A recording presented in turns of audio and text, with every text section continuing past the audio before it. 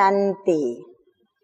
आज की तारीख है 25/1/15 और आज हम प्यारे प्यारे मीठे मीठे अव्यक्त मूर्तधारी अपने अव्यक्त वतन निवासी अव्यक्त बाप दादा की ज्ञान मुरली सुनेंगे और रिवाइज कोर्स की तारीख है 25/1/79 यानी 79 की मुरली है।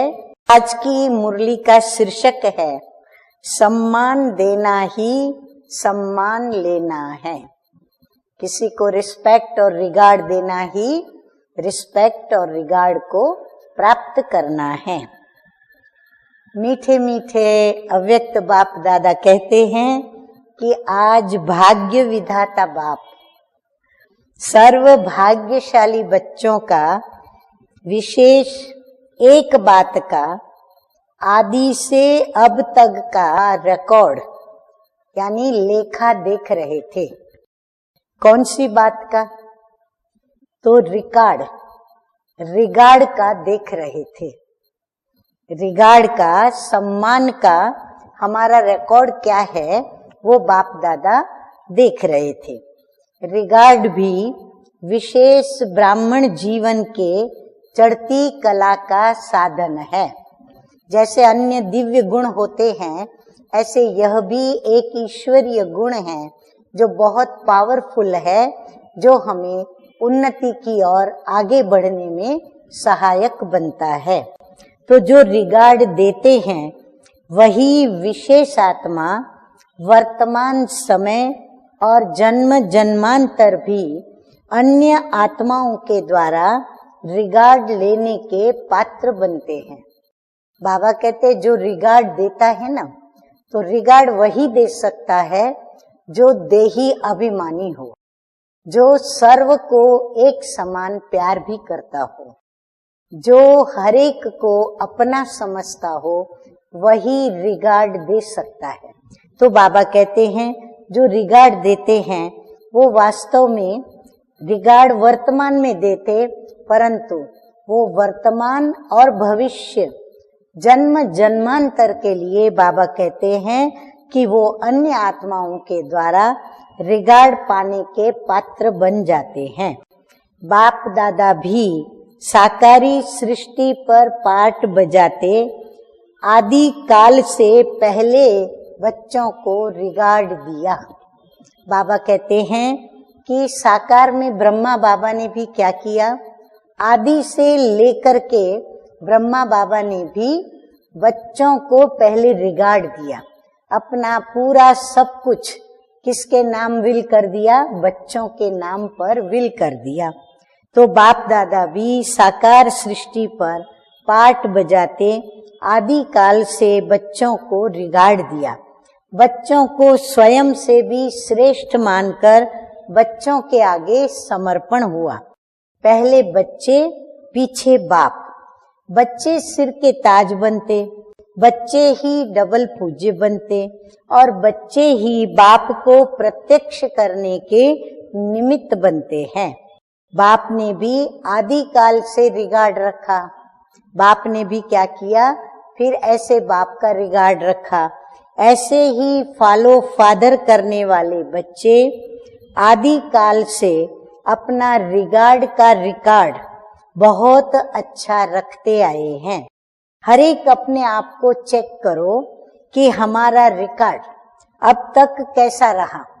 बाबा कहते हर कोई अपनी चेकिंग करो कि हमारा लेखा कैसा है, हमने कहाँ तक सभी को रिस्पेक्ट और रिगार्ड दिया है।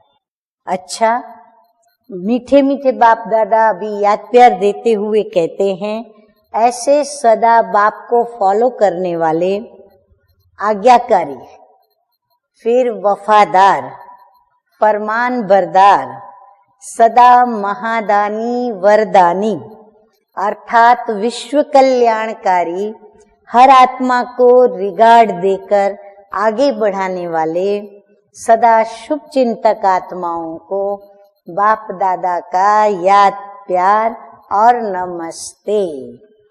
हम रूहानी बच्चों का रूहानी बाप दादा को याद प्यार, गुड मॉर्निंग और नमस्ते नमस्ते।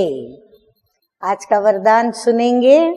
तो वरदान है आज का, नाम और मान के त्याग के द्वारा, मान और नाम के त्याग द्वारा सर्व का प्यार प्राप्त करने वाले विश्व के भाग्य विधाता भव।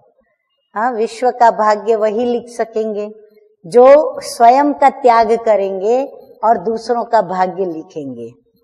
तो जैसे बाप को नाम रूप से न्यारा कहते हैं, लेकिन सबसे अधिक नाम का गायन बाप का है, वैसे ही आप भी अल्पकाल के नाम और मान से न्यारे बनो तो सदा काल के लिए सर्व के प्यारे स्वतः ही बन जाएंगे। जो नाम और मान के भिखारीपन का त्याग करते हैं वह विश्व के भाग्य विधाता बन जाते हैं। कर्म का फल तो स्वतः ही आपके सामने संपन्न स्वरूप में आएगा ही। इसलिए अल्पकाल की इच्छा मात्रम अविद्या बनो। बाबा कहते फल की कामना तब रखो जब आपको कोई फल न मिले, लेकिन जो भी कर्म करते हैं, कर्म का तो ये अटल कायदा है कि कर्म का फल हमें अवश्य ही प्राप्त करना ही है, चाहे हम इच्छा रखें या न रखें। तो बाबा कहते हैं इसलिए इच्छा मात्रम अविद्या बन जाओ फल की कामना के लिए। अच्छा, कच्चा फल नहीं खाओ।